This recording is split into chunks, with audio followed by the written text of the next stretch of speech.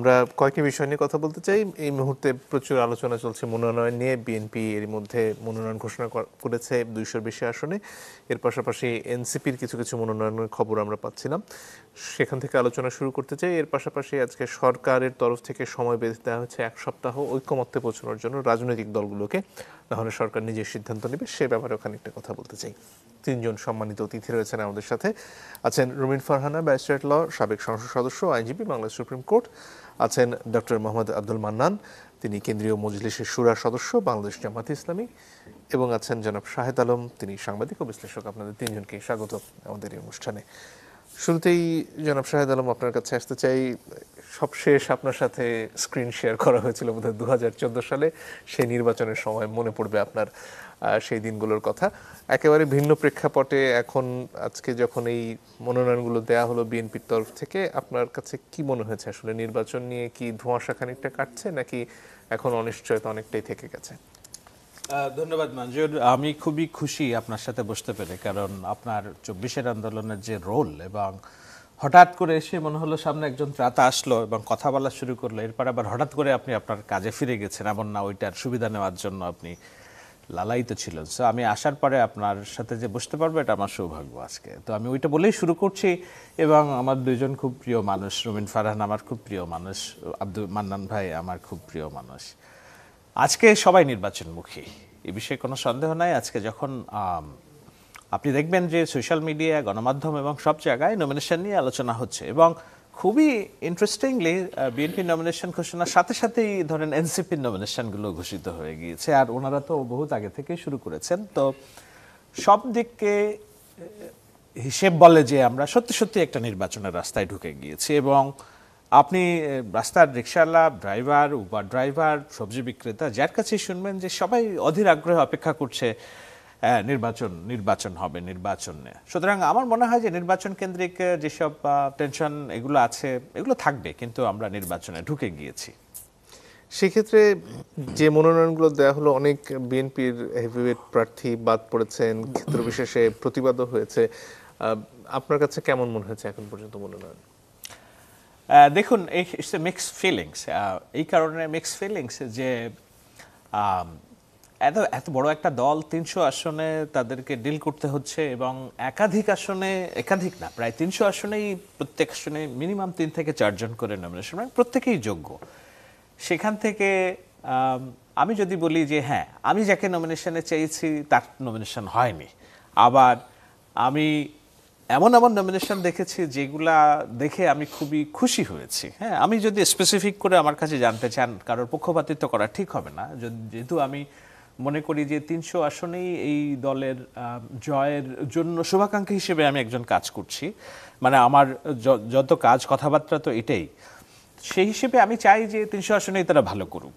সেজন্য আমি বলবো যে না, ভালো, কিন্তু আমরা যখন, আমার সামনে রুমিন ফারহানা আছেন, সেই জনাব the greatest fighter I have ever seen, কিন্তু জোটগত নির্বাচনের স্বার্থে অথবা নির্বাচনী আসন কেন্দ্রিক জটিলতার স্বার্থে আমি জানি না কেন তারটা উইথড্র করে রাখা হয়েছে।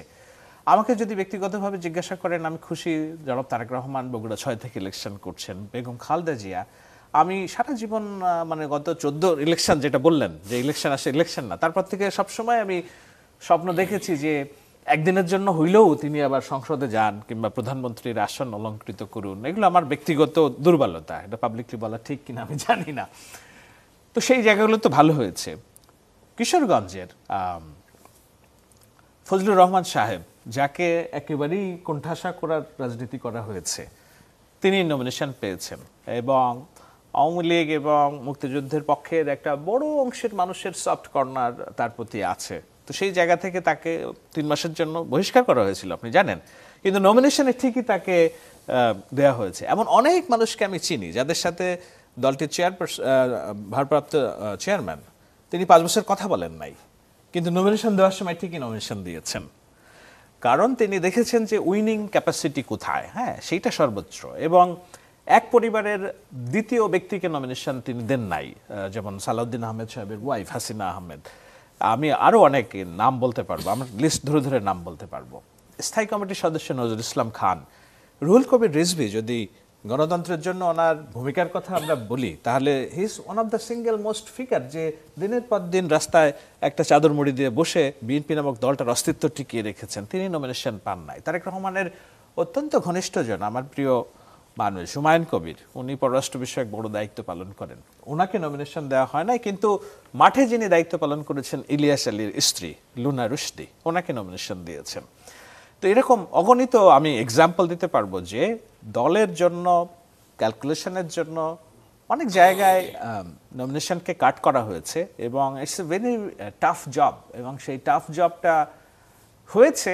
এখন ব্যক্তিগত পছন্দ অপছন্দ থাকবে, কিন্তু আমার মনে হয় যে ব্যাপকভাবে যে মনে করা হয় যে না খুব অনেক বেশি বিদ্রোহী প্রার্থী, এটা আমি এখনো মনে করি না যে খুব বেশি বিদ্রোহী প্রার্থী হবে। কারণ এবার ইলেকশনটা আমার বিশেষ করে ভাইরা যেভাবে মাঠে শক্তিমত্তা জানান দিচ্ছে, তাতে দলের উইন নিয়ে সবাই খুব কনসার্ন এবং সেই জন্য কাজ করবে বলে আমার দৃঢ় বিশ্বাস। জি, ধন্যবাদ।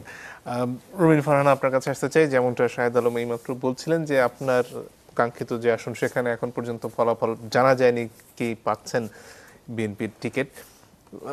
এই যে অনেকগুলো আসন এখন পর্যন্ত ছেড়ে রাখা হলো, সেখানে আসলে কাদের সাথে সম্ভাব্য জোট হতে পারে বা সে আলোচনা কতদূর এগোলো সেটা একটা। এর পাশাপাশি কিছু কিছু ক্ষেত্রে দেখা যাচ্ছে যে রাস্তায় আগুন জ্বালিয়ে, টায়ার জ্বালিয়েও অনেক ক্ষেত্রে যারা মনোনয়ন পাননি তাদের সমর্থকরা প্রতিবাদ করেছেন। সেই দিকটা আসলে বিএনপি সামাল দিয়ে উঠতে পারবে কিনা? দেখুন, জোটের সঙ্গে তো আলোচনা হচ্ছে। জোট বলতে যারা 15 বছর বিএনপির সঙ্গে নানান সুখে দুঃখে বিপদে আপদে মামলা হামলায় বিএনপির সঙ্গে ছিল, তাদের সঙ্গে আসন ভাগাভাগির একটা ব্যাপার আছে। নতুন করে আবার অন্য কোনো দলের সঙ্গেও জোট হতে পারে, এই আলোচনাও আছে, শোনা যাচ্ছে। সো যেই 63টা আসনে এখনো মনোনয়ন ডিক্লেয়ার করা হয়নি, সেখানে ম্যাক্সিমামই জোটের আলোচনা বা জোটের চাওয়া আসনগুলো আর কি। মানে আলোচনা তো ঠিক না, জোট তো কিছু আসন চেয়েছে যেগুলো বিএনপি কনসিডার করবে, বা যেটা ভাই বললেন যে উইনেবল ক্যান্ডিডেটকে, উইনিং ক্যান্ডিডেটকে, সেটা দেখবে বিএনপি। সো আপাতত সেই 63টা উইথ হোল্ড আছে, আমারটাও অন হোল্ডেই আছে। আর যেটা আপনি বলছেন যে মনোনয়ন না পেয়ে যেই প্রতিবাদটা, এখন দেখুন এখানে আপনি এটাকে নানানভাবেই দেখতে পারেন। এক হচ্ছে যে এত বড় একটা দল, প্রতিটি আসনে মানে কি বলবো 10 জন পর্যন্ত মনোনয়ন প্রত্যাশী আছে, এরকমও আছে 3-4 জন তো অন অ্যান অ্যাভারেজ, কিন্তু 10-12 জন প্রত্যাশী এমনও আছে। সো সেখান থেকে একজনকে বাছাই করা is really very tough, really very tough. So তারপরেও তো এই বাছাইটা করতে হয়। সে কারণেই কিন্তু মনোনয়ন দেওয়ার আগে ভারপ্রাপ্ত চেয়ারম্যান বারবার আমাদের সঙ্গে বসেছেন, আমাদেরকে জানিয়েছেন, আমাদেরকে বলেছেন যে সকলকে তো মনোনয়ন দেওয়া যায় না, 300-র মধ্যে আমি কতজনকে, 300 জনকে দিতে পারবো, এর বেশি তো আমি দিতে পারবো না, কিন্তু দলে অন্য কোনোভাবে তাকে প্রোভাইড করা হবে, এগুলো বলা হয়েছে। তারপরেও যদি রাস্তাঘাটে এভাবে টায়ার জ্বালানো বা আগুন দেয়া নেতাকর্মীরা আবেগের বশে হয়তো করছে, তবে এটা খুব বেশি দিন এটা লিঙ্গার করবে না। নেতাকর্মীদের আবেগটাও তো আপনি সম্মান করবেন, কারণ দেখুন এই নেতাকর্মীদের জন্যই কিন্তু এক একজন মনোনয়ন প্রত্যাশীদের 1 নাম্বার 2 নাম্বার 3 নাম্বারে চলে আসে। এত নেতাকর্মীর মধ্যে নেতাকর্মীর ভালোবাসা, নেতাকর্মীদের ত্যাগ, নেতাকর্মীদের শ্রম, নেতাকর্মীদের ঘামেই কিন্তু আমরা এতদূর আসি যে আমরা মনোনয়নটা প্রত্যাশা করতে পারি। সো তাদের তো নিশ্চয়ই মনটা খারাপ হবে, তাই না?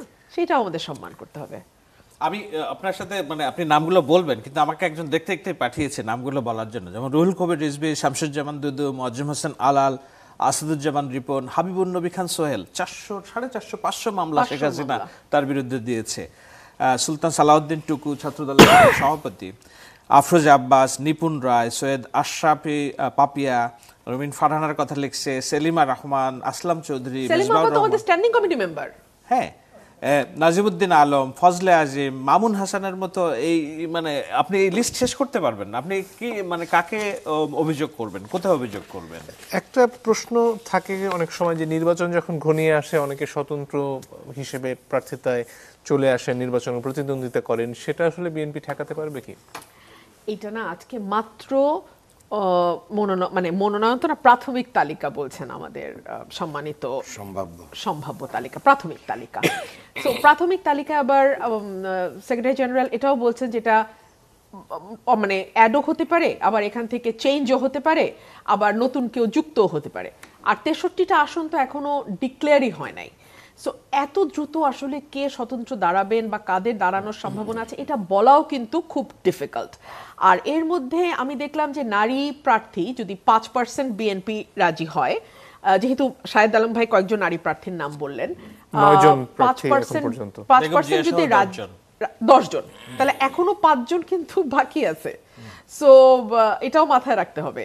সুতরাং এত দ্রুত আমার মনে হয় স্বতন্ত্র নিয়ে বলার আর বাইরেও যেসব আসনে নির্বাচন কমিশনে দ্বন্দ্ব আছে, ওগুলোর ভার্ডিক্ট অপেক্ষা করছে, সেগুলো আমার আসলেও ভার্ডিক্ট অপেক্ষা করছে, আসনটা ভার্ডিক্ট অপেক্ষা করছে। আমি স্টিল বিশ্বাস করি যে শি ইজ কামিং। আমি জানি বাগেরহাট 2 এর একজন ওনার আসনে মানে একেবারে নিশ্চিত প্রার্থী, কিন্তু ওনারটা ওই দ্বন্দ্বের কারণে আটকে আছে। তো এরকম নানা আমার সীমানা নিয়ে এখনো দ্বন্দ্ব। ডক্টর মান্নান, আপনার কাছে আসতে চাই। এতদিন পর্যন্ত আসলে আপনাদের প্রতিদ্বন্দ্বী নিশ্চিত ছিল না, এই এখন পর্যন্ত যে পরিস্থিতি সেখানে আপনাদের অনেক আগে থেকে প্রার্থিতা নির্ধারিত, আপনারা মাঠে আছেন, এখন কি পরিবেশটা পাল্টাবে এবং আপনাদের আসলে কি মনে হচ্ছে এখন পর্যন্ত যে পরিস্থিতি, আপনারা আসলে কতটুকু শক্ত অবস্থানে আছেন? জি, আপনাকে ধন্যবাদ রুমিন আপা, শাহেদ ভাই, সবাইকে ধন্যবাদ জানাই। আসলে আজকে এই টকশোতে যখন আমাকে ইনভাইট করা হচ্ছিল তখন বললেন যে এটা আপনি সঞ্চালক, তো আমি তখন এটাকে লুফিয়ে নিলাম যে আপনার সাথে আমার একবার ফেস টু ফেস দেখা হওয়া উচিত। কারণ জুলাই গণ অভ্যুত্থানে আপনার যে ভূমিকা আমি দেখেছি, আমিও রাজপথে ছিলাম, তো কোনো একটা জায়গায় একটু দেখা হোক এটার অপেক্ষায় ছিলাম, এই জন্য ভালো লাগছে। শাহেদ ভাই কলম সৈনিক, যিনি দূর থেকে আমাদেরকে অনেক আশা জুগিয়েছেন। আমরা ঢাকার রাজপথেই ছিলাম সবসময় এই 15-16টা বছর। এখান থেকে যে দূর থেকে যারা যারা আমাদেরকে গাইডলাইন দিয়েছেন, আশার আলো দেখিয়েছেন, একটা সুন্দর সকাল হবে, তার ভিতরে একজন।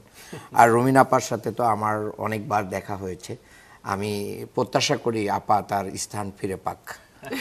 আর আমি মনে করি ক্লাসে একজন ছাত্র রোল নম্বর 1 এটা সুন্দর না। প্রতিযোগিতা, প্রতিদ্বন্দ্বিতাপূর্ণ কোনো কিছুর মাধ্যম দিয়ে যখন কোনো কিছু অ্যাচিভ করা যায়, সেটার ভিতরে যে টেস্ট এবং সেটার যে শিহরণ বা অনুভবের যে শক্তি, এটা সত্যিই মানে অনেক আনন্দের, এবং এটার ভিতরে একটা আলাদা পাওয়া আছে। মানে খালি মাঠে গোল দেওয়া এটা তো আমলিগ করেছে আর কি, 153টা ডামি। তো আমি মনে করি যে এই নির্বাচনের যে কালো মেঘ, যেটা বিএনপির পক্ষ থেকে অনেক সময় বলা হচ্ছিল যে জামাতকে দোষারোপ করা হচ্ছিল যে জামাত নির্বাচন চায় না, জামাত নির্বাচন মানে লিঙ্গারিং করতে চায়, কিন্তু আমরা দেখতেছিলাম যে বিএনপি মূলত তার প্রার্থিতা ঘোষণা না করেই নির্বাচন থেকে দেশকে আরও দূরে রাখতেছে। তো আমরা এই জন্য আজকে ধন্যবাদ জানাই যে বিএনপি আনুষ্ঠানিকভাবে তাদের প্রার্থীর তার একটা অংশের তালিকা, মেজরিটি অংশের তালিকা ঘোষণা করেছে। আমার আসন ঢাকা 6, সূত্রাপুর, ওয়ারী, গ্যান্ডারিয়া, কোতোয়ালি, বংশাল এর আংশিক এরিয়া। এখানে আমরা সবচেয়ে অবহেলিত একটি জনপদ, অথচ সবচেয়ে পুরাতন ঢাকা, এটা সদরঘাট, বুড়িগঙ্গার কোল জুড়ে আমাদের এই অবস্থান। দেখেন, এখানে আমাদের ইঞ্জিনিয়ার ইশরাক ভাইকে নমিনেশন দেওয়া হয়েছে। আমি আজকের এই অনুষ্ঠানে আনুষ্ঠানিকভাবে তাকে ওয়েলকাম করছি, তার শুভকামনা করছি। আমরা একসাথে সুন্দর করে যেন একটা মডেল নির্বাচনে যে ফাইট করতে হয়, একটা আইডল হই আমরা একসাথে, যে না আমরা নির্বাচনে পরস্পর প্রতিদ্বন্দ্বিতাপূর্ণ পার্টি থেকে আমরা কি করব, নির্বাচন করব, কিন্তু সারা দেশ দেখুক যে এখানেও একটা সুন্দর কিছু সৌহার্দ্যপূর্ণ এবং সুন্দর। আমি আজকে একটা পোস্ট দিয়েছি আমার আইডিতে, সেখানে আমি একটা মসজিদে ইঞ্জিনিয়ার ইশরাক গিয়েছিলেন, তা আমি সেখানে মসজিদে বক্তব্য শেষ করার পরে একজন বলল ইশরাক ভাই আসছে, তো আমি বললাম যে তাড়াতাড়ি ভাইকে আসতে দাও। আমি তাকে মসজিদের ভিতরে জড়িয়েছিলাম, বুকে জড়িয়েছিলাম। সেই ছবিটাই আমি আজকে পোস্ট দিয়েছি যে আসুন একসাথে মিলে প্রতিহিংসার রাজনীতির কবর রচনা করি। তা প্রতিহিংসা নয়, বাংলাদেশকে ফ্যাসিবাদ মুক্ত করতে পেরেছি আমরা সবাই মিলে, এটাই হচ্ছে আমাদের সবচেয়ে বড় পাওয়া। আর আগামী দিনে যেন নতুন ফ্যাসিবাদ তৈরি না হয়, বাংলাদেশ যেন ওই ফ্যাসিবাদের জায়গায় ফিরে না যায়। চাঁদাবাজি, দখলবাজি, মাস্তানি, সন্ত্রাসী এবং মাদক, এগুলো আমাদের মানে রাজনীতিতে ভরে গেছে। তো যারা আগামী দিনে এই বাংলাদেশকে গড়তে আসবে, আমি মনে করি, আমাকে এখন টিভির একটা টক শোতে বলেছিলেন যে আগামী নির্বাচনে কোন মার্কাটা আপনারা চ্যালেঞ্জ মনে করছেন।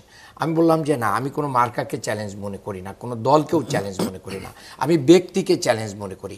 যে ব্যক্তির ক্লিন ইমেজ থাকবে, যার সুন্দর রাজনৈতিক চরিত্র থাকবে, তার সাথে প্রতিদ্বন্দ্বিতা হবে। এখানে কিন্তু রাজনৈতিক দলগুলো যদি সেই জাতীয় ব্যক্তিকে নমিনেশন দিতে ভুল করে, তাহলে কমপক্ষে জেনজি যারা আছে, প্রায় 4 কোটি ভোটার যারা মানে আগামী দিনে তরুণ যারা ভোট দিতে পারে নাই, তাদেরকে কিন্তু 9-6 বুঝায় ভোট নেওয়া যাবে না। তারা কিন্তু রাইট জায়গায় তার সিলটা মেরে দিবে। তারা যাকে মানে পছন্দ করবে, সেখানে বাপের কথায়ও ভোট দিবে না, পাড়ার কোনো মোড়লের কথায় ভোট দিবে না, কোনো পেশি শক্তির কাছে তারা আপনারা তো নতি স্বীকার করবে মাঠে না। আছেন অনেকদিন ধরে, ভোটার আসলে কি বলছেন আপনার এলাকায়? আমার এলাকায় ভোটাররা কয়েকটা মোটা দাগে কথা বলেছেন। 1 নাম্বার কথা হচ্ছে যে মাদকটা মারাত্মকভাবে বিস্তার করেছে, এবং আমি নারীদের নিয়ে যখন উন্নয়ন ভাবনা মিটিং করতেছি, নারীরা খুব রিপিটেডলি অনেক জায়গায় বলতেছেন যে আমার ছেলেটা মাদকাসক্ত, আমার স্বামী হচ্ছে জোয়ারি, আমার পুরো সংসার, আমার পরিবার ভেঙে গেছে, আপনি নির্বাচিত হলে কি করতে পারবেন? এটা তার প্রশ্ন। আমি এই প্রশ্ন শুনে আমার চোখের পানি চলে আসে যে আমরা একটা মানে পরিবারকে ভেঙে ফেলতেছি, অথচ এগুলো রাজনৈতিক ছত্রছায়ায় এগুলো কি হয়, পরিচালিত হয়, রাজনীতি নেতারাই এগুলোর। আমি বলেছি যে কিন্তু আমরা এখন তো রাজনৈতিক সরকার না, না, কেন এখন যে সরকার আছে, এই সরকার মূলত একটা অন্তর্বর্তীকালীন সরকার, এটা তত্ত্বাবধায়কের চেয়েও খারাপ অবস্থায় আছে। কারণ হচ্ছে এখানের যে পুলিশগুলো আছে, আপনি জানেন যে বাস্তবতার কারণে পুলিশের মনোবল নাই, পুলিশ এই জাতীয় রিস্ক নিচ্ছে না, কারোর মানে অনেকেরই পকেটে চলে গেছে, যার কারণে কোনো এ পর্যন্ত বাংলাদেশের এই অন্তর্বর্তী সরকারের আপনি দেখবেন না যে একটা বড় বড় পাথরকাণ্ড, পাথর দিয়ে মানুষ মারা থেকে শুরু করে যত বড় বড় ঘটনা ঘটেছে, সেই রিকভারি তো নাই, সেরকম এক্সাম্পলারি কোনো আমরা কিছু দেখছি না। এই যে 5ই আগস্টের টাইম পর্যন্ত যত অস্ত্র লুট হয়েছে থানাগুলো থেকে, আপনার কতটা অস্ত্র বাংলাদেশে উদ্ধার হয়েছে? হয় নাই। কারা উদ্ধার করবে? এই উদ্ধারের তো কাজ ছিল তাদের। তার মানে আমি যেটা বলতে চেয়েছি যে রাজনৈতিক ছত্রছায়ায় যখন অন্যায় হয়, তারপরে হচ্ছে দেখেন আমার এলাকা যে সদরঘাট, এখানে আপনার ফলের মার্কেট আছে, বড় আড়ত, এখানে একটা ট্রাক আগে নাকি 2600 টাকা দিতে হতো, এখন 5000 টাকা দিতে হয় এক নাইটে তার ফলগুলো আনলোড করবে। কাকে দেয়, কে নিয়ে যায়? ওই ভাই ব্রাদাররাই নিয়ে যায় আর কি। এটা মানে একটা ওপেন সিক্রেট, এবং এটা ভাগ বটরা। এবং আমি যতটুকু বুঝেছি, একটা মুরগির মার্কেট কাপ্তান বাজার, প্রেসিডেন্টের বাড়ির খুব কাছেই, এখানে প্রতি রাতে মানে মিনিমাম 50 লাখ টাকার কি লেনদেন হয়। এটা কিভাবে হয়? এটা আমরাই করছি। আমি দেখছি যে দুর্নীতিকে যদি আমরা নো করে দিতে পারি, চাঁদাবাজিকে নো করে দেয়, তাহলে বাংলাদেশকে এগিয়ে নিয়ে যাওয়ার জন্য 5 থেকে 10 ইয়ার্স এনাফ। অনেক ধন্যবাদ। একটা বিরতির সময় হয়ে গেছে দর্শক, একটু পরে ফিরে আসি। ফিরে এসে আমরা এই মুহূর্তে যে সমস্যাটি চলছে, অর্থাৎ কোন সময় গণভোট হবে, কোন সময় জাতীয় নির্বাচন হবে, এবং এর পাশাপাশি এই জুলাই সনদের বাস্তবায়নের প্রক্রিয়া কি হবে, তা নিয়ে যে মতপার্থক্য রয়েছে রাজনৈতিক দলগুলো, সে নিয়ে আলোচনা করতে চাই। আশা করি সাথে থাকবেন। আজকে সরকারের তরফ থেকে মন্ত্রিপরিষদ সিদ্ধান্ত নিয়ে জানালেন যে 1 সপ্তাহ সময় আছে রাজনৈতিক দলগুলো তাদের মধ্যে মতপার্থক্যগুলো দূর করার, তা না হলে সরকার 1 সপ্তাহ পরে সিদ্ধান্ত নেবেন। অনেকে এই যে দূরত্ব বা এই মতপার্থক্য, এটাকে একটা বড় শঙ্কার কারণ হিসেবে দেখেন, নির্বাচন নিয়ে অনিশ্চয়তা তৈরি হওয়ার সম্ভাবনা দেখেন। আপনার কাছে তেমনটা মনে হয় কিনা? না, আমি মনে করি না নির্বাচন নিয়ে কোনো শঙ্কা আছে। নির্বাচন নিয়ে যেটা সরকার বলেছে, আমার মনে হয় তারা রাজনৈতিক দলগুলোর কোর্টে বলটা দিয়েছে একটু দেখার জন্য যে কতটা তারা সৌহার্দ্যপূর্ণ সম্পর্ক আচরণ করে। কিন্তু আপনি যদি খেয়াল করবেন, দেখবেন সরকারের সাথে ঘনিষ্ঠ এবং সরকারের আস্থাভাজন পত্রিকার একটা আমার দেশ আজকে মনে হয় একটা প্রতিবেদন করেছে যে কেটে যাচ্ছে শঙ্কা। সেখানে যেই 2-3টি বিষয়ের কথা বলা হয়েছে, সেই 3টি বিষয় নিয়েও একটা সিদ্ধান্তে আসার, এটাকে কি বলে, সরকার মোটামুটি সিদ্ধান্ত নিয়ে রেখেছে বলেই ওই প্রতিবেদন অনুযায়ী আমরা জেনেছি। যেমন গণভোটের বিষয়টা, সেটা নির্বাচনের আগে না, নির্বাচনের দিন কিভাবে হবে। আমি কাল না পরশুদিন একটা টকশোতে বলছি, দেখেন এটা খুবই নন প্রাগমেটিক একটা চিন্তা নভেম্বরে গণভোট করা, কারণ গণভোটটা একটা খুব সেন্সিটিভ বিষয় এবং এটার প্রত্যেকটা রেজাল্টও বাংলাদেশের ভাগ্য নির্ধারণই একটা বড় বিষয়। সেখানে এই এত 20 কোটি মানুষের ভোট নেওয়া, 1 মাসের প্রিপারেশন, ইটস অ্যাবসার্ড। তো এগুলো আমার ভাইরা যারা এই দলের থেকে দাবি করছে, এগুলো মনে হয় যে ওই মানে নাক কেটে অপরের যাত্রা ভঙ্গ করার যে বিষয় সেটার একটা কিছু থাকতে পারে। তো সেটা হালে সেটা পানি কি পাবে না, প্রক্রিয়ায় হবে? সে ইলেকশনের দিনই হবে, নির্বাচনের দিনই মানে হবে। গণভোট আগে হলে সেটা নাক কেটে পরের যাত্রা হ্যাঁ কিভাবে হ্যাঁ, ভঙ্গ মানে করা হয়? না আমি বলছি ওই দাবিটাই, আমি বলছি না দাবিটা, তো সেই দাবি হচ্ছে না, এটা নির্বাচনের দিনই হবে। দ্বিতীয় কথা হচ্ছে যে আমার দেশের ওই প্রতিবেদন অনুযায়ী ঐকমত্য কমিশন যে পরামর্শ দিয়েছে, যদি 270 কার্য দিবসের মধ্যে ইলেক্টেড গভর্নমেন্ট এগুলো পালন না করে তো অটোমেটিক্যালি এটা আইনে পরিণত হবে। এটাও আপনার সাংবিধানিকভাবে কোনো রকম এটাকে কি বলে, যে কেউ একটা রিড করলে এটা মানে তুড়িতে উড়ে যাওয়ার কথা। সুতরাং সরকার ওইটাও রাখবে বলে মনে হচ্ছে না, এরকম একটা আভাস ওই রিপোর্ট অনুযায়ী দিয়েছে। আমি এই জন্য মনে করি যে সরকার যে বলটা ঠেলে দিল রাজনৈতিক দলগুলোর কাছে, এবং এটার সাথে আমি অ্যাপ্রিসিয়েট করি আব্দুল্লাহ তাহের সাহেব আজকে বলেছেন যে let's sit together and discuss. আপনি আগেই বলেছি এনসিপি আজকে নমিনেশন দিয়েছে, তাদের প্রতীক সংক্রান্ত যে জটিলতা ছিল, শাপলা শাপলা শাপলা হবে না, শাপলাকুলি তারা মেনে নিয়েছে, নির্বাচন কমিশন একটা সলিউশন বের করেছে। সো এনসিপি সবগুলো আসনে নমিনেশন তাদের দিয়ে দিছে, জামাত তো অনেক আগে থেকেই দিছে, বিএনপি আজকে দিল। তো আমি তো আর দেখি না যে না কোনো, এবং আব্দুল্লাহ তাহের জামাতের তরফ থেকে একটা জেস্চার দেওয়া হয়েছে বিএনপিকে যে না আসুন আমরা বসে ঠিক করি। মূল বিষয়টা এখন ওনাদের কিছু হয়তো দাবি দেওয়া আছে, কিছু আসন অন্তত আমি বলবো যে 60টার মতো আসনে কিভাবে ওনারা বেরিয়ে এসে একটা শক্তিশালী বিরোধী দল হতে পারে, এরকম একটা আলোচনা কিংবা যদি ভাবনা হয় রাজনৈতিক দলগুলোর মধ্যে। এবং এর সাথে আমাদের এটাও মাথায় রাখতে হবে এনসিপি তারা যে জুলাই অভ্যুত্থানের রোশনাই, তাদের যারা উদীয়মান আছে রাজনীতিক, তাদেরকেও কিভাবে সংসদে আনা যায়।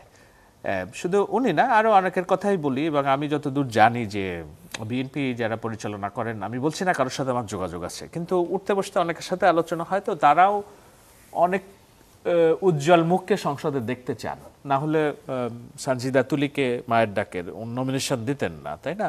তো এরকম জামাতের তরফ থেকে হয়তো চাওয়া আছে এরকম যে যত সংখ্যক বিরোধী দলের সদস্যদেরকে সংসদে আনা যায়, বিএনপি যদি এই মর্মে একটু নমনীয় হয়, তাহলে আমার মনে হয় যে এক সপ্তাহ যে সময় সরকার দিয়েছে এটার মধ্যেই একটা সলিউশন এসে যাবে। এবং জামাতের যে দাবিগুলো ছিল, ধরেন পিআর না হলে নির্বাচন হবে না, তো পিআর অর্থাৎ উচ্চকক্ষে পিআরের একটা বিষয় আসতেছে, গণভোট নভেম্বরেই হইতে হবে, সেখান থেকেও জামাত ছাড় দিবে। আবার এটাকে কিন্তু যে ইঙ্গিতটা আপনি করছেন সেই প্রসঙ্গের মধ্যে আজকে নাসিরউদ্দিন পাটোয়ারি ওখানে একটা কথা বলছিলেন যে নিজেদের মধ্যে আসলে যদি এক ধরনের সমঝোতা হয়ে যায় তাহলে কি আসলে ভোটের কোনো অর্থ থাকে কিনা? আপনি যদি নৈতিক বিচারে দেখেন তাহলে তো আরো অনেক বিষয় আছে, আমরা কি সব নৈতিক বিচারের রাজনীতি করছি কিনা। আমাদের দরকার যে এই মুহূর্তে যদি আপনি free and fair and level playing ইলেকশনের কথা বলেন, তাহলে দেখবেন যে আরো অনেক রাজনৈতিক দলের আলোচনা আমাদের টেবিলে আসছে না। যেমন জাতীয় পার্টি স্টিল কি করবে আমরা জানি না, তাই না? আওয়ামী লীগের অনেকেই যারা রক্তের দাগ হাতে নেই কিন্তু জনসমর্থন আছে, তারা স্বতন্ত্র ইলেকশন করতে পারবেন কিনা, কিংবা পারলে তারা ফিল্ড পাবেন কিনা, এগুলো নৈতিকতার প্রশ্ন। তো সেই জন্য নাসিরউদ্দিন পাটোয়ারি উনি নিজে অনেক অনৈতিক কথা এবং উল্টাপাল্টা কথা বলেন। ওনার খুব কথাকে আমি ধাতব্যে নেওয়ার পক্ষপাতী নই আর কি। একটা হলো যে এই বিষয়টা তো মানতে হবে যে আওয়ামী লীগকে উৎখাত করা হয়েছে রাষ্ট্র ক্ষমতা থেকে, আমরা সবাই মিলে করেছি। তার ফিরে আসার জন্য আমরা ক্ষণে ক্ষণে হুজুগ তুলছি যে না আওয়ামী লীগ ফিরে আসবে, আওয়ামী লীগ ফিরে আসবে। সেজন্য আমাদের সেই হুজুগটাও যদি আমরা বাস্তবতায় নেই, আওয়ামী লীগ বিরোধী যে রাজনৈতিক দলগুলো ছিল, বিএনপি, জামাত, এনসিপি এবং অন্যান্যরা, তাদের ভিতরে তো একটা ন্যূনতম ঐক্য যদি না থাকে, তারা যদি নিজেরাই নিজেদের মধ্যে কামড়া কামড়ি এবং হানাহানিতে লিপ্ত হয়, তাহলে তো এই সুযোগ অবশ্যই ভিন্ন পক্ষ নিতে পারে। সেই হিসাবে থেকেও এটা আমি ঠিক আসন সমঝোতার কথা তো বলবো না, জনগণ ভোট দিলে যে কেউ বেরিয়ে আসতে পারে, কিন্তু এই ন্যূনতম আন্ডারস্ট্যান্ডিংটা যদি ভিতরে ভিতরে হয়, আমি দোষের কিছু দেখি না। জি, ডক্টর মান্নান আপনার কাছে আসতে চাই। এই পর্যায়ে জামাতে ইসলামী বেশ কয়েকটি বিষয়ে বিএনপির সাথে দ্বিমত পোষণ করে আসছে, তার মধ্যে গণভোট আগে করার বিষয়টি আপনারা বারবার জোর দিয়ে বলেছেন। এই যে এক সপ্তাহ সময় দেওয়া হলো, এর মধ্যে আসলে কি প্রক্রিয়ায় আলোচনা হবে, কে উদ্যোগ নেবে আলোচনা করার? আপনাদের তরফ থেকে রেফারির কথা বলা হয়েছে, সরকারের তরফ থেকে যাতে কেউ থাকেন সেই দাবি করা হয়েছে। আসলে সামনে কি অপেক্ষা করছে এক সপ্তাহে? জি, আপনাকে ধন্যবাদ। দেখেন, আমি এই উত্তরটা দেওয়ার আগে একটু শাহেদ ভাইয়ের কথা বলতে চাই। ভাই জামাতকে 60টা আসন, 50টা আসন, এমনকি বিএনপির মহাসচিবও একসময় এরকম একটা ধূম্রজাল সৃষ্টি করতে চেয়েছিলেন। জামাত ইসলামীকে এখন এভাবে কনসিডার করার কোনো সুযোগ নেই। জামাতের নেতৃত্বে একটা জোট, অঘোষিত একটা আন্ডারস্ট্যান্ডিং 8 দলীয় মিটিং গতকাল আজকেও হয়েছে। তো সেখানে শক্তিশালীভাবেই জামাত আসতেছে এবং 5ই আগস্ট পরবর্তী যে রাজনীতি, সেই রাজনীতির আকাশটাকে কালো মেঘে আচ্ছন্ন করেছে বিএনপির কতিপয় নেতৃত্ব। আমি এখানে আমাকে বলতে দেন, আপনি বলবেন অবশ্যই। তো দেখেন, এই জায়গা থেকে বিএনপির জনপ্রিয়তা কি হয়েছে, ক্ষুণ্ণ হয়েছে, যার কারণে এখানে বাংলাদেশের মানুষ কিন্তু একটা বিকল্প খুঁজতেছে। আমি মাঠ পর্যায়ে door to door, market to market, প্রতিটা জায়গায় মানুষের কাছে যাওয়ার কারণেই আমি এটা মাঠ থেকে বলছি, ব্যক্তিগত কোনো গবেষণা প্রতিষ্ঠান বা পত্রিকা বা মিডিয়ার তৈরি করা কোনো রিপোর্ট থেকে বলছি না, আমি একজন মাঠকর্মী হিসেবে বলছি। কাজেই আমি মনে করি যে এবার একটা প্রতিদ্বন্দ্বিতাপূর্ণ নির্বাচন হবে। সেই নির্বাচনে যদি আপনারা এই অবস্থা তৈরি করতে চান যে বিএনপি ক্ষমতায় নিশ্চিত আসতেছে আর বাকিদেরকে বিরোধী দল বানানোর জন্য কয়েকটা সিট দিয়ে দিচ্ছে, তো নির্বাচনের আগেই তো ডিসি, এসপি, অন্য যত উইং আছে নির্বাচনের, তারা সবাই মিলেই তো তখন মানে তারেক রহমান, খালেদা জিয়ার কাছে ফুল দিয়ে গোপনে গোপনে দেখা করে মোটামুটি অগ্রিম আশীর্বাদ নেবে। আপনাদের মিডিয়াগুলো যে আগে ভাগে সেখানে অবস্থান নেওয়ার জন্য ঠেলাঠেলি করবে কার আগে কে যেতে পারে, তাহলে নির্বাচন দেওয়ার তো কোনো প্রয়োজন আসে না দেশের টাকা পয়সা নষ্ট করে। এখানে কোনো কায়দায় যদি কাউকে ক্ষমতায় দিয়ে দেওয়া যায় সেটাই ভালো। এটা আমি মনে করি পুতুল খেলা না। বাংলাদেশে একটা সরকার পরিবর্তনের যে ধারা, দীর্ঘদিন গণতান্ত্রিক ধারা থেকে আমরা বঞ্চিত। এই জায়গায় ফাইটিংয়ে যদি জামাত একটা সিটও না পায় তো সমস্যা কোথায়? জনগণ যদি না দেয়, আবার জনগণ যদি জামাতকে মেজরিটি দিয়ে দেয়, তাহলে আপনি কেন সেটাকে বলতেছেন? এবং বাংলাদেশে অনেক জায়গায় এই কথা বলা হচ্ছে জামাতকে ঠেকাইতে হবে, জামাত আগামী দিনে তাহলে ক্ষমতায় চলে আসবে। তো প্রবলেম কি? আপনি অনেক কিছু ধোয়া তুলেছেন বিগত বছরগুলোতে, কিন্তু জনগণ তো এরপরও রিজেক্ট করে নাই জামাতকে তো লাইমলাইটে রেখে দিয়েছে, জনগণ তো রিজেক্ট করে নাই। তাহলে আমি বুদ্ধিজীবী হয়ে কেন জামাতকে রিজেক্ট করার জন্য মরিয়া হয়ে যাব? এই জায়গাটা মনে হয় খুব সুন্দর দেখায় না। আর আপনি যেটা বলেছেন যে রাজনৈতিক দলগুলোতে, আজকে আসিফ নজরুল স্যার সাংবাদিক সম্মেলনে আরও কয়েকজন উপদেষ্টা তারা ছিলেন, সেখানে যে বিষয়গুলো বলেছেন রাজনৈতিক দলগুলোর কোর্টে বল ঠেলে দিয়েছেন।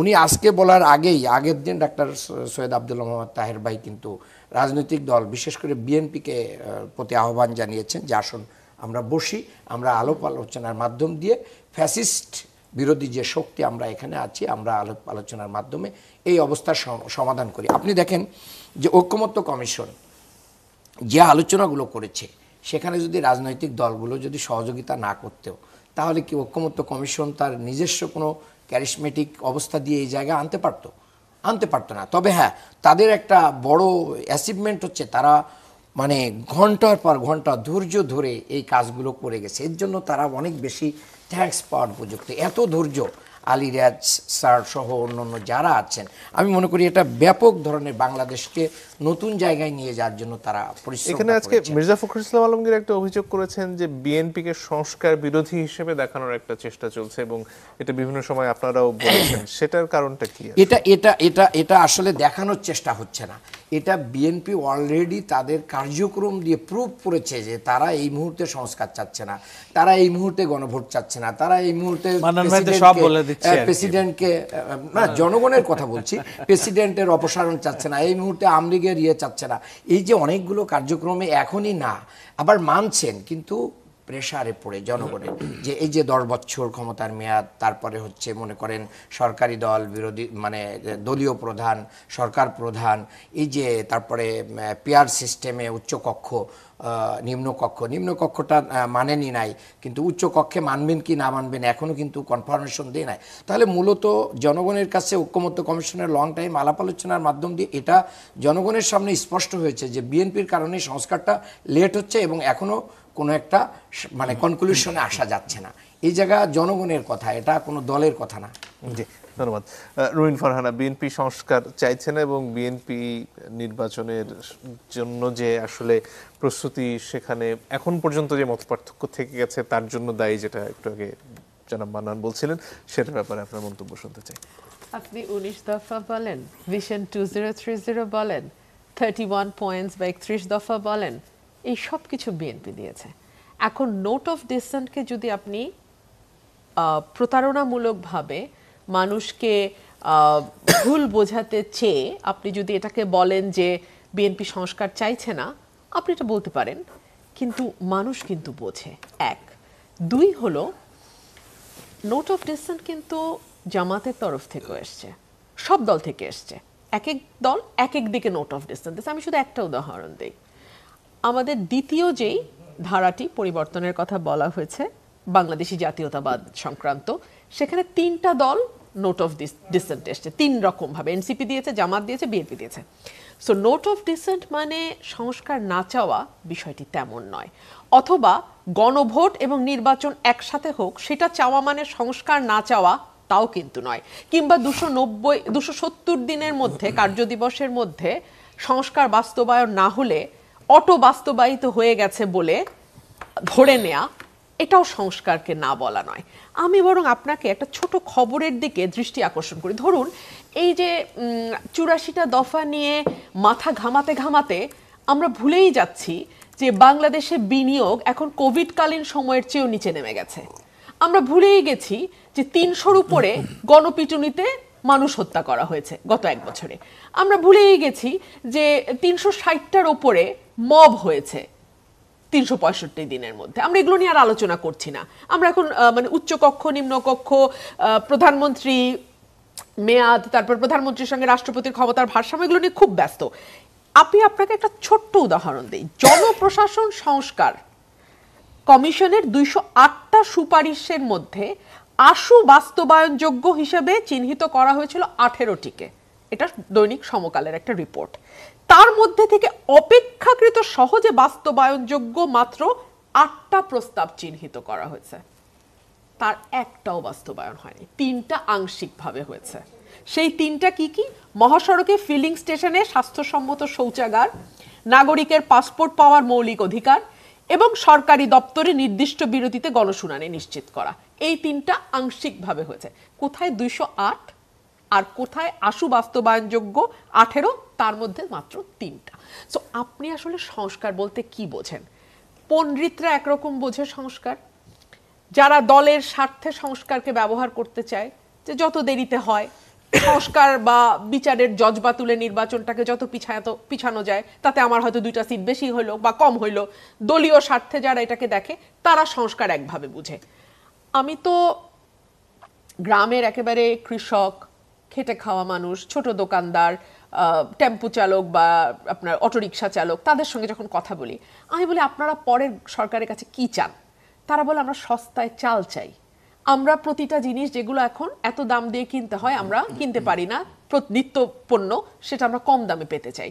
আমরা চাই উপজেলা স্বাস্থ্য কমপ্লেক্সে একটা ডাক্তার সব সময় থাকবেন, আমরা চাই ওষুধগুলা যাতে পাওয়া যায়, আমরা চাই আমার বাচ্চাটার পড়াশোনার খরচটা যেন কম হয়, উল্টো যেন আমি মানে যদি মানে কিছু ভর্তুকি বা যেটাকে বিএনপি যেটা শুরু করেছিল, আইনের শাসনের মূল কথা যেখানে আসলে ক্ষমতার ভারসাম্য থাকার কথা, প্রধানমন্ত্রীর কাছে ক্ষমতার কেন্দ্রীয় ভবন থেকে বেরিয়ে আসার কথা, সেগুলোর ক্ষেত্রে কি আসলে বাধা থেকে যাচ্ছে না অনেক ক্ষেত্রেই? একদম না মঞ্জুর। আপনি বলেন তো এই যে মূল কি পয়েন্টগুলো আপনি বললেন, ক্ষমতার ভারসাম্য, প্রধানমন্ত্রী রাষ্ট্রপতি ক্ষমতার ভারসাম্য, মন্ত্রী পরিষদের ক্ষমতার ভারসাম্য, বিএনপি কি সবগুলো জায়গায় সংস্কারের কথা বলে নাই? তার 31 দফাতেই তো সে বলেছে। আমি একটা উদাহরণ দিই, পৃথিবীর কোথাও আছে যে এক ব্যক্তি 10 বছরের বেশি কোনো গণতান্ত্রিক দেশে প্রধানমন্ত্রী হতে পারবে না? এটা বাংলাদেশে করা হচ্ছে এবং বিএনপি এটা মেনে নিয়েছে। বিএনপির এত বড় একটা কম্প্রোমাইজ বলেন, সমঝোতা বলেন, মিউচুয়ালে আসা বলেন, এটাকে আপনি ছোট করে দেখবেন কেন? এটা তো বিএনপির ভীষণ ইতিবাচক একটা দিক। আবার আপনি চিন্তা করেন, আমরা যখন বলছি আমরা ডেপুটি স্পিকার করব বিরোধী দল থেকে, আমরা যখন বলছি সংসদীয় 5টা ইম্পর্টেন্ট কমিটির প্রধান আমরা বিরোধী দল থেকে করব, আপনি কি এগুলোকে বিএনপি ক্রেডিট দেবেন না? 70 অনুচ্ছেদ সংস্কারের ব্যাপারে জামাত নোট অফ ডিসেন্ট দিছে, বিএনপি নোট অফ ডিসেন্ট দিছে, এনসিপি নোট অফ ডিসেন্ট দিছে, বাট বিএনপি তো বলেছে যে তারা 70 অনুচ্ছেদ উঠিয়ে দেবে 4টা জায়গা ছাড়া। তো এগুলোকে আপনি সমঝোতার মনোভাব বলবেন না? এগুলোকে আপনি সংস্কারের প্রতি হ্যাঁ বলবেন না? এখন যে ক্যাম্পেইনটা হচ্ছে সেটা হচ্ছে প্রত্যেকটা দল চাইছে তার ভোটটা কতটা বাড়িয়ে অন্যের ভোট কতটা কমানো যায়। এই কারণে প্রতারণার আশ্রয় নেওয়া বলেন, মিথ্যার আশ্রয় নেওয়া বলেন, সেটা নেওয়া হচ্ছে। এটা দুঃখজনক। জি, আমি ধন্যবাদ। আমি কি শাহেদ যোগ আলম, জি। করব একটু, মানে উনি কথা বললে এত মধুর করে কথা বলেন, আমি শুনতেই থাকি। আমি একটু যোগ করি কেবল। নিশ্চয়ই। সেটা হলো এই যে বিএনপি সংস্কার বিরোধী দল, এই যে প্রচারণা, সেটা খুব সংঘবদ্ধভাবেই করা হয়েছে। এই কারণে করা হয়েছে, ধরুন মান্নান ভাইদের তো রাষ্ট্র পরিচালনার কোনো অভিজ্ঞতা নেই, যতটুকু হয়েছে বিএনপির সাথে থেকেই হয়েছে। আমি অনেক কথা বলতে পারি বাইরে থেকে, যদি আমি যতক্ষণ না পর্যন্ত আমি সেই সংসারটা চালাই, আমার পিতার প্রতি আমার অনেক আক্ষেপ ছিল যে উনি সবকিছু ঠিক মতো মানে করছেন না, উনি কেন আমাকে ঈদের দিনে নতুন জামা দিচ্ছেন না, এটা। কিন্তু যিনি পিতা, আমি তো এখন পিতা হওয়ার পরে বুঝি যে ঈদের দিনে আমারও নতুন জামা, কিন্তু আমারটা আমি কিনি না, আমার সবসময় যে দিতে পারি এমন না। আমি বলছি, আমাকে রিপ্রেজেন্ট করে বলছি, বাংলাদেশের যে 18 কোটি জনগোষ্ঠী, তাদের যারা সংসারটা চালায় তারা জানে এটার ঝুঁকি কোথায়, এটা ঝামেলা কোথায়। এখন একটা উদাহরণ দেই, সংস্কার না, কারণ হলো যে ধরেন পিএসসি কিংবা ওই ডেপুটি স্পিকার পদ বিরোধী দল থেকে কেন দেয়া হচ্ছে না, এইসব জায়গায়, ছোটখাটো জায়গাগুলোতে সামনে এনে ওনারা বলছেন যে বিএনপি সংস্কার চায় না। এখন বাংলাদেশের মতো একটা জায়গায়, আমি যে কথাটা বারবার বলছি, 18 কোটি মানুষের দেশে মানুষ যখন কাউকে ভোট দিয়ে প্রধানমন্ত্রী নির্বাচিত করে, মনে হয় একটা সুপারম্যান নির্বাচিত করছে যে আমার সব সমস্যা সমাধান করে দিবে। তার হাত পা বেঁধে আপনি রাষ্ট্র পরিচালনার জন্য, মানে আমি রাস্তার মানুষ হিসেবে চাইতেই পারি, ছোট বালক হিসেবে আমি চাইতেই পারি যে ঈদের দিন আমার বাবা আমার জন্য ল্যাম্বরগিনি গাড়ি কিনবেন, কিন্তু যিনি বাবা উনি তো বুঝবেন যে তার ক্যাপাসিটি কতটুকু। ইসলামী ব্যাংক ছোট্ট একটা প্রতিষ্ঠান, ওনারা ওয়েলফেয়ার রাজনীতি করেন, সেইখানে নন জামাতি 450 জনকে চাকরিচ্যুত করা হয়েছে, আরো 550 জনকে বাইরে রাখা হয়েছে। এখন আমরা যদি বলি যে ইসলামী ব্যাংকে নন জামাতি প্রশাসক নিয়োগ করতে হবে, এটা একটা সংস্কারের বিষয়, ওনারা মানবেন কিনা? সেইখানে বিএনপি রাষ্ট্র পরিচালনা করবে, সেইখানে আমি হাত পা বেঁধে দিয়ে বলবো যে আমার সবগুলো সাংবিধানিক প্রতিষ্ঠানে বিরোধী দল থেকে, জামাত থেকে, ওখান থেকে লোকজন বসাইতে হবে, তারপর আমি রাষ্ট্র পরিচালনা করব। এটা চাওয়া যেতে পারে।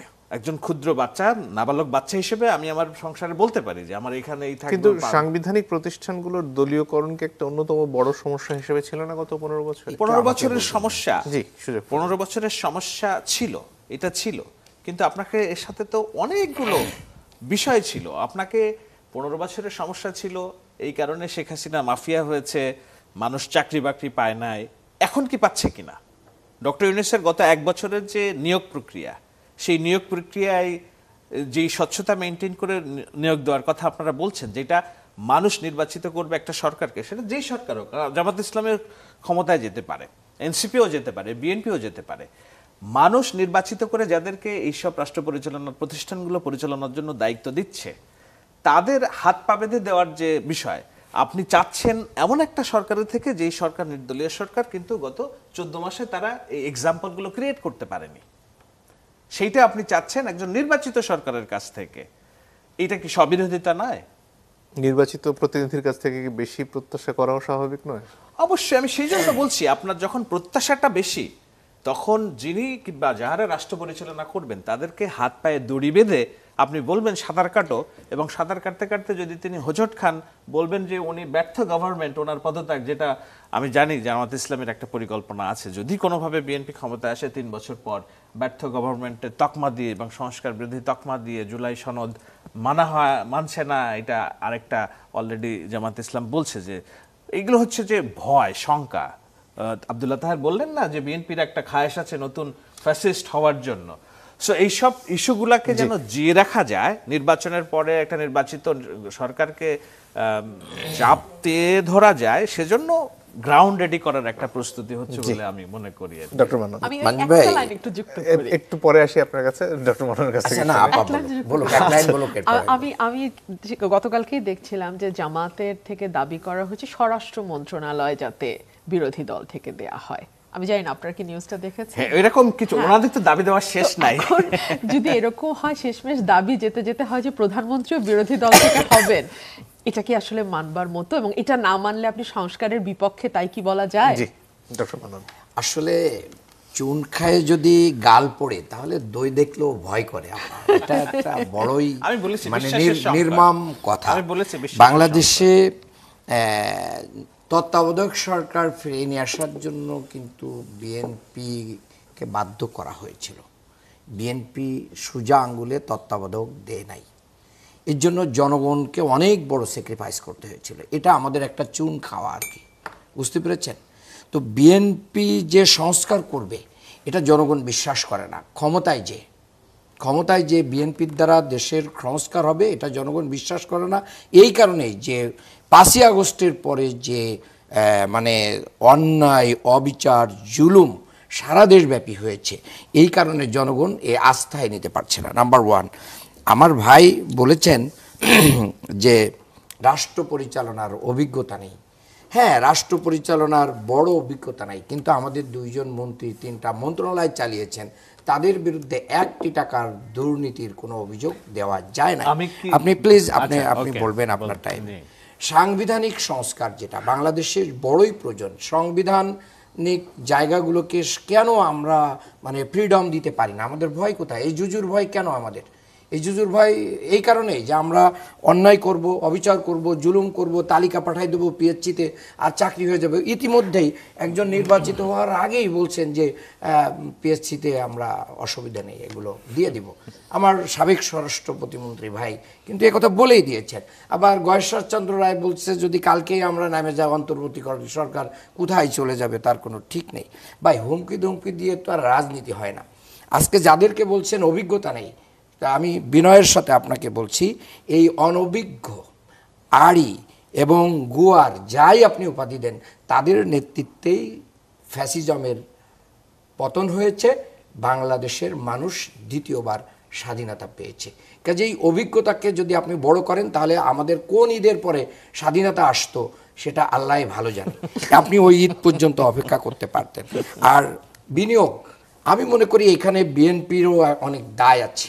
বিএনপি এই অন্তর্বর্তী সরকারকে যত ব্যর্থ করতে পারবে তত বেশি নির্বাচনকে এগিয়ে নিয়ে এসে তাদের স্বার্থ চরিতার্থ করতে পারবে। এখানে বিএনপি একটা পলিটিক্স করতেছে বলে আমাদের কাছে বিএনপির এখানে একটা বড় ধরনের অবস্থা আছে। প্লিজ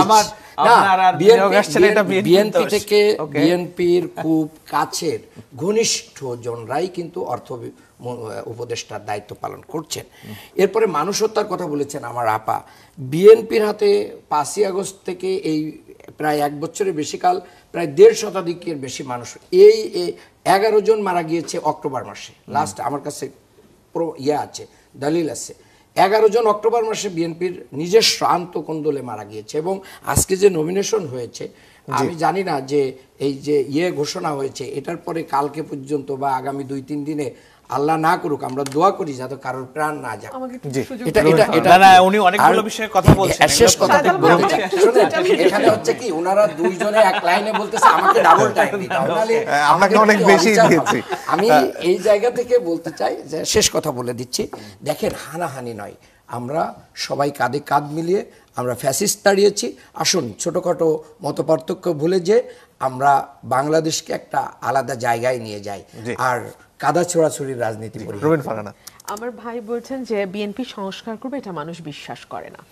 এটা যদি মানুষ বিশ্বাস না করে তাহলে তো মানুষ বিএনপিকে ভোট দেবে না। আর মানুষ যদি বিএনপিকে ভোট না দেয়, জামাতকে বিশ্বাস করে, মানুষ জামাতকে ভোট দেবে। তাহলে তো আর কোনো প্রবলেমই নাই, প্রবলেম ইজ ওভার। জামাত ক্ষমতায় যাবে, মানুষ যদি জামাতকে ভোট দেয়, তারপরে যে যে সংস্কার তারা যেখানে যেখানে করতে চায় ওনারা করবেন। ভোট নিয়ে নেওয়ার ভিতরে পার্থক্য আছে না, তাহলে তো সেই চাপ আপনারা সরকারের উপর জারি রাখবেন। আচ্ছা,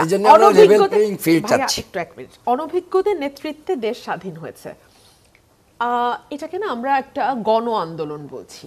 যে আন্দোলনে কোনো নেতৃত্ব ছিল না। আমি কি পথে নামি নাই? আমার এই মান্নান ভাই কি এটা অস্বীকার করবেন যে 2 থেকে 5, আপনি তো আমার সাথে, আপনিও ছিলেন, আমরা কি পথে ছিলাম না শাহেদ আলম ভাই? 14 ইলেকশনে এই চ্যানেল 24 এ মাজুদুল মতিনকে সাথে আমি লাইভে দেখিয়েছি কিভাবে অফ কোর্স তো এগুলোকে আপনারা আমি বলছি ফাইনালি যেটা হয়েছে আচ্ছা ওটা শেষ করেন। এটা তো একটা দীর্ঘ প্রেক্ষাপট আছে, এটা তো একদিনের আন্দোলন না। আইএমএফ তার লোন বন্ধ করে দিয়েছে, নির্বাচিত সরকার না আসা পর্যন্ত তারা লোনের কিস্তি ছাড় করবে না। আইএমএফও কি বিএনপির বুদ্ধিতে চলে? এই প্রশ্ন তো আমি রাখতেই পারি আমার ভাইয়ের কাছে। বিএনপির হাতে 1.5 শতাধিক মারা গেছে। আমি জানি না ভাই এই তথ্য কোথায় পেয়েছেন, তবে আমি যেহেতু আমি ধরে নিচ্ছি সঠিক তথ্য বলছেন, অন্তর্কোন্দলের কথা বলছি। হ্যাঁ অন্তর্কোন্দলে আমি এই তথ্য সঠিক ধরে প্রশ্ন রাখছি। বাংলাদেশে তো একটি সরকার আছে বর্তমানে, সেই সরকারটি কি করছে? আমাদের ভারপ্রাপ্ত চেয়ারম্যান জনাব Tarique Rahman loud and clearly, একবার না 1 লক্ষ বার যখনই বক্তব্য দিয়েছেন বলেছেন, আমি কোনো দলীয় পরিচয় শুনতে চাই না, মানব না। যারা ফৌজদারি অপরাধ করেছে তাদেরকে ধরতে হবে, ধরা হোক। দল তার ব্যবস্থা নিয়েছে। সরকার কি করেছে? সরকার যদি ব্যবস্থা নিত তাহলে আমি বিএনপির কথা বলছি না, দেশের সার্বিক আইন শৃঙ্খলা পরিস্থিতির আজকে যে অবস্থায় এসে দাঁড়িয়েছে, এই জায়গায় এসে দাঁড়ানোর কথা না। শাহেদ আলম 30 আমি সেকেন্ড। 30 সেকেন্ড আমি শেষ করি, আমি এর যোগ করি। সেটা হলো উনি অনেক বিষয়ে বলছেন। একটা কথা উনি বলছেন যে যারা সন্ত্রাসী, চাঁদাবাজি নানান জায়গায়, প্রশাসন নাকি সব বিএনপি লোকজনের দখলে।